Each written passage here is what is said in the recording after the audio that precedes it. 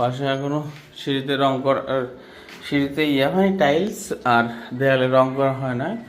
বাসায় সম্পূর্ণ রেডি। এটা কমন টয়লেট, এটা স্পেস রাখা হয়েছে। ড্রয়িং রুম, এটা রান্নাঘর, এখানে সম্পূর্ণ বড় স্পেস রাখা আছে।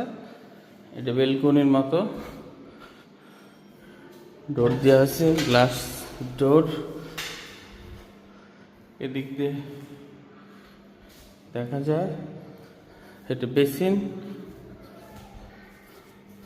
এটা হলো বেডরুম, বলা যায় এটা মাস্টার বেডরুম।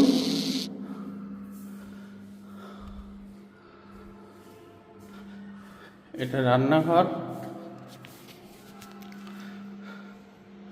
এটা একটা বেডরুম, এটা রান্নাঘর।